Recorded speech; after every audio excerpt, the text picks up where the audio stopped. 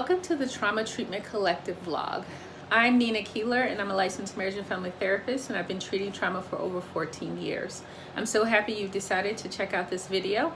So today I'm going to be talking a little bit about how to manage our own trauma histories when we're trauma therapists. It's one of those big questions that we have. We all potentially have trauma histories. I think it's the statistic, that last statistic I heard was 70% of people in the world have a trauma history. So more than likely we all have a trauma history. But how do we manage that? That doesn't disqualify us from being trauma therapists. In some ways I think it qualifies us. Not that you have to have a trauma history in order to treat trauma. By no means am I saying that. But I think it actually helps us to connect with our clients at a deeper level. And sometimes that can be really scary because we're worried about vicarious trauma. We're worried about triggering our own trauma histories and our own traumatic experiences.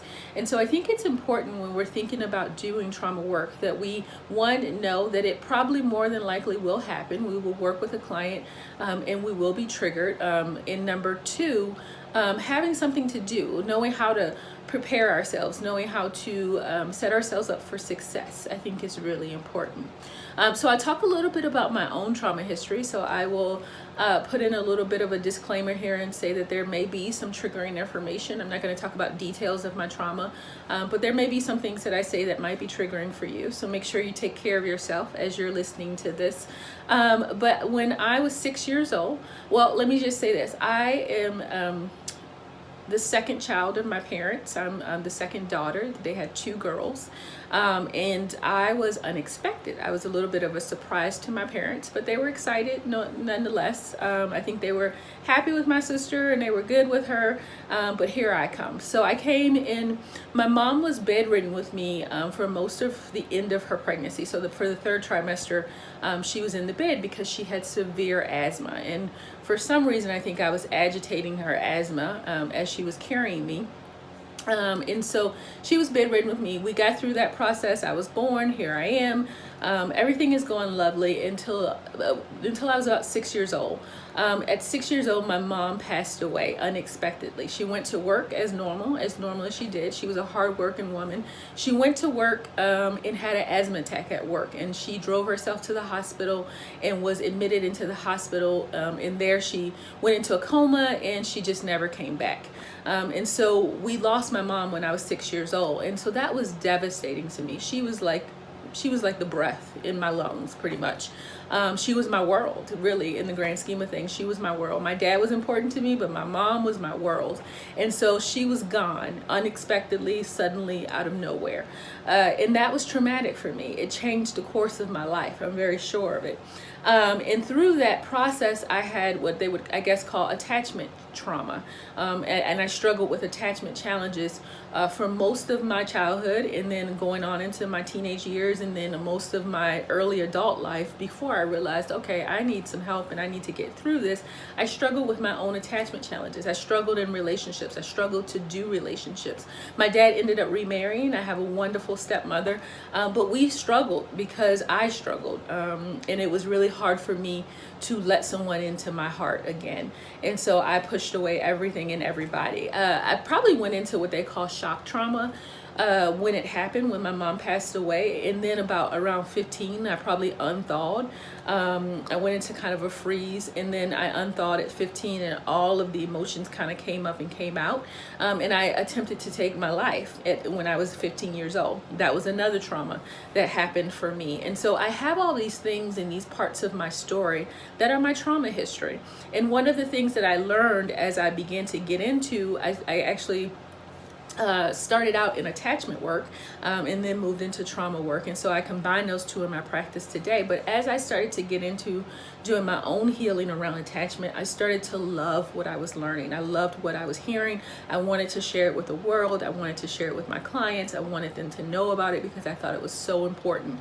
But I also realized there's some very practical things I have to do to take care of myself as I'm continuing to work with my clients, continuing to treat trauma. I don't ever plan to stop treating trauma. I plan at some point to retire. I'm sure, I hope I plan to retire. But I probably will always be connected in some way to the mental health field. I will be a mentoring therapist, I hope, in my old age, and sharing my experiences and my knowledge with people in that way. But I plan to be connected to the mental health field for the rest of my life, and specifically treating trauma and helping trauma survivors.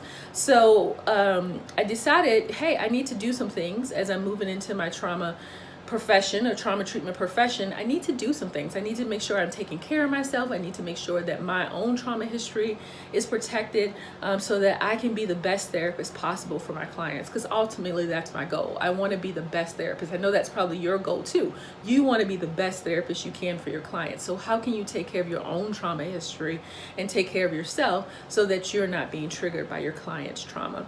I think the number one thing is self-care. You have to know your boundaries. Establishing boundaries, knowing what type of clients you can take, how many of those clients you can take, and where you're at. I think that our capacity to work with certain clients in different treatment, different types of presenting issues, I think that over time, that capacity grows, and maybe sometimes it shrinks depending on what else is going on in our lives. So I think having clarity about how many clients are good for you in this stage of your life, with certain presenting issues. So if you know your trauma history is a particular type of trauma, then making sure that you know how many of those type of clients you can work with, and then being honest with yourself and being honest with your client. If a client does come in maybe for an intake or something, and you realize that their story is very close to your story and it's very triggering for you, really deciding whether you should take that client. And I'm going to talk a little bit in the third thing about if you do take that client, what you should do. So I think self-care and having good boundaries and knowing where your boundaries are is number one. That's number one. I think doing things that are pleasant for you, taking care of yourself, making sure that you carve out time to have self-care is also another thing. I think the more I'm taking care of myself and the more I'm pouring into myself, the more I can pour out of myself to others. But if I'm not taking care of myself, it's really hard, and I'm sure you guys have seen this, it's really hard to pour out of an empty cup. So making sure that you're not pouring out of an empty cup. So for me, I'll tell you what I do. One of the things that I do is I block off Friday afternoons. Because we're military, because we move in and out of places frequently, I always want to see what's in the new place that we're living in. So right now we're in Michigan, so I'm exploring Michigan on Friday afternoons. I have a little cup on my desk with different things that I wanted to make sure I did while we were here, and I wrote them down and folded them up, and each Friday I pick something new that I do. So it may be going to a museum, or maybe going to a certain place to eat lunch, or it may be going and shopping in a certain area or something of that nature. I just picked the things that I was interested in. I was like, oh, I definitely want to see this, and I want to go here. And I find that as military, we always say that, but we never quite get out and do it. So this is my way of taking care of myself, but also getting out and seeing the things in the different places that we get to live in. So that's a way that I do self-care. I'll say the second thing is making sure that you are doing your own trauma work. It's important to have your own trauma therapist. It's important to be doing your own work, and that doesn't mean that you have to be in trauma work for the whole entire time. That doesn't mean that you have to be working on something all the time. It just means that you have to be able to know when you need to get in and do work and when you can take a break. So for me, sometimes I will have things that are coming up or things that are stirring up around my trauma, depending on what's going on in my life, and I'll go in and do some work, and then I may take a break and not do some work for a while, and then I may go back and do some work on something different, and then I may take a break. But I think it's important that we're doing our own trauma work. We're working constantly on ourselves and making sure that we're taking care of ourselves in that way. This is also another great way. I like to have a referral network of people that I work with, and I like to try out different types of therapies, different types of contemporary therapies that are said to have helped trauma survivors. And so I use this as an opportunity to do my own work, but also try out these different therapies and different therapists and things like that that I can refer clients to. So like, say for instance, just recently I tried out craniosacral therapy that is supposed to help with nervous system regulation. And so I got to try that out, and I got to see what that feels like. So when my clients ask me, well, what is that, I can say, well, I've done some and here's my experience of it. It's not me just referring them to something that I read in a research article that's supposed to be helpful, or I've heard from other colleagues that's supposed to be helpful. So doing your own work is the second thing. The third thing that I think is important is doing peer consultation or some type of supervision. So if you're working, like I said in the beginning, when I was talking about working with clients who very closely kind of mimic the types of trauma that you've experienced, making sure that you have other eyes on the case is very important.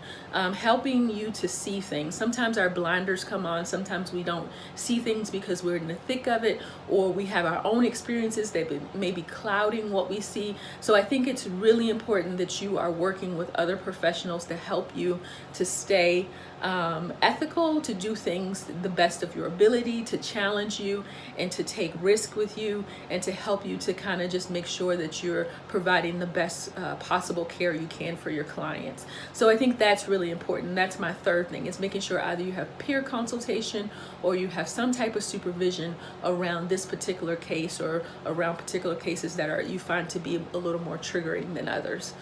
So those are my three things that you can do on how to treat trauma when you have your own trauma history. Again, number one is self-care, making sure that you're doing things to take care of yourself. Number two is working on your own trauma and making sure that you're doing your own trauma work. And number three is having peer consultation or supervision. If you're interested, I definitely do supervision. I do consultation. So if I can help in any way, I'm more than happy to help you grow and to stay in a place that you're providing the best care that you possibly can to your clients. Definitely look me up. Visit the Trauma Treatment Collective Facebook group. We have that going on as well. I'm also on Instagram under LMFT Nina. So there's lots of different ways to connect. Definitely make sure you connect. Get into groups where you can grow and develop your trauma treatment skills. Thank you for watching and have a great rest of your day. Bye-bye.